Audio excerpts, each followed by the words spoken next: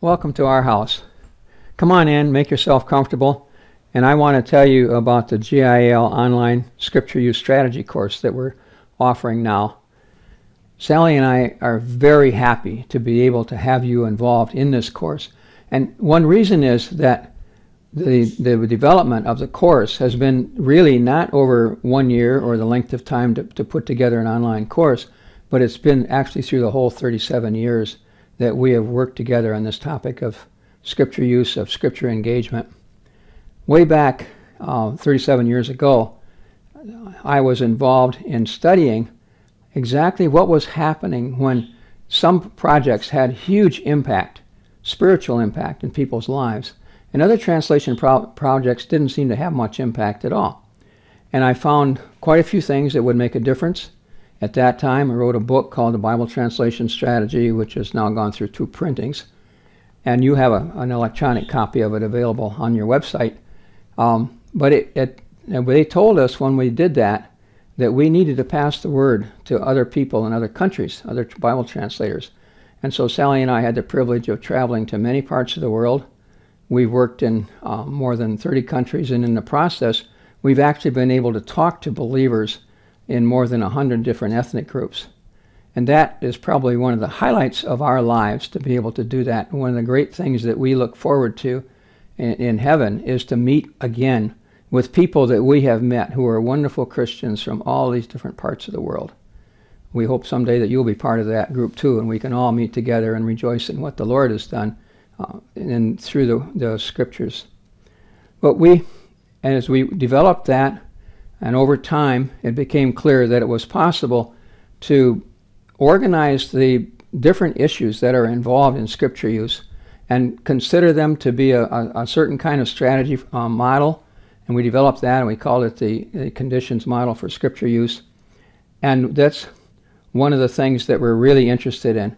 Now, an aspect of this that came to us right at the beginning, well, and then way back in 1984, which was only a few years after we got started, we were in Nigeria. We were in a conference of pastors on the matter of scripture use in Jos, Nigeria. And I said to them, what are the problems that you're facing in scripture use? And one elderly pastor got up and walked up and very beautifully put a Bible on the desk, and he said, I challenge you to find a way to make use of that Bible.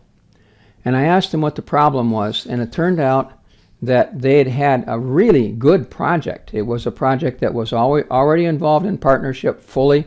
The church was fully behind it. The local translators were a key part of the process. All those things were good. But at the very end, they had put in pictures of modern Nigerians, and the people said, we cannot use a Bible that has those people in it. And they never did. I had some what I thought were clever ideas for trying to solve the problem. My ideas didn't work. Nobody's ideas worked. Basically, they reprinted the book. So it taught us that sometimes you can do everything right, and one thing gets missed, and it may not be the thing you're looking at all. And so we talk about these things in terms of conditions. And we talk about how you need to pay attention to all the conditions and look for the ones that might be the key hindrance. But there's another side to that. Sometimes it isn't just one condition, but the accumulative effect of many of them. You can probably see this most easily with regard to sports. You see an Olympic player, let's say an Olympic skier. He not only skis well, he not only has developed his legs to be strong, but he's wearing a certain kind of clothing.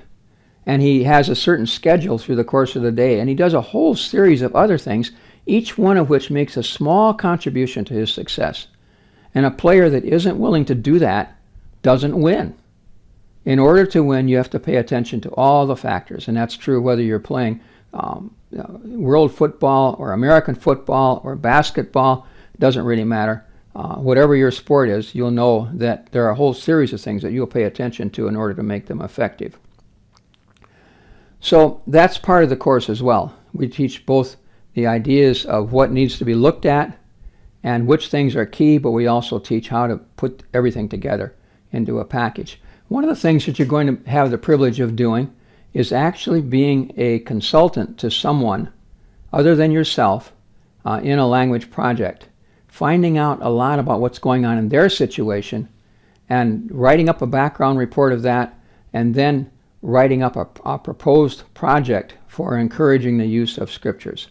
Scripture engagement is going to happen, and we're going to be effective in bringing it about as we deal with the particular issues that are most important. Now, it would be tempting for many of you who are in all parts of the world or working in your own projects to say, well, I'm in a project, I'll look at my own project. And at first glance, that looks like a great idea. However, my experience has been that it isn't a great idea, because you learn so much more by looking at someone else's project, seeing it with fresh eyes. Even a project in another country. If you have a friend in another country, and if you happen to have good communication with them, or you can not only send emails, but maybe have Skype communication and things like that, you know them well, you could actually use as a person, a consultee, someone from another country. But we don't allow you to use your own project. And my own experience has been that this was really valuable. It started right at the beginning. When I was first asked to do this assignment, my idea was work in Papua New Guinea. There were lots of Bible translations of New Testaments completed in Papua New Guinea.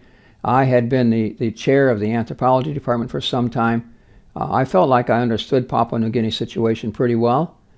And I thought, well, that would be the obvious place. And they said, no, we do not want you to do that. We want you to see this thing from a whole fresh perspective.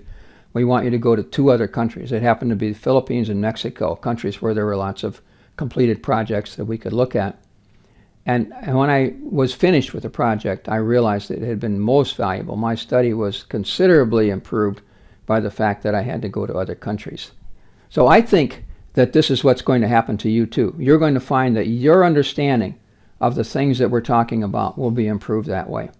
Another way that they're going to be improved, that we are looking forward to ourselves, is that this will be interaction between yourself and people from all over the world, all active in projects, all bringing different perspectives, different nationality backgrounds, working in entirely different situations, and you will be making comments on each of the lectures.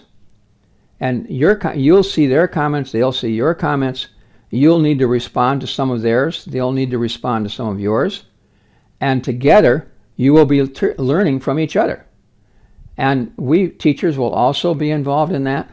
Tim and Lindley and my wife Sally and myself will all be making comments at times, not on every item, but sometimes. And in the process, you will learn, and we will actually all learn together. So it's going to be a good course, I think, in the sense that you're going to go away and feel like it's been well worth the effort.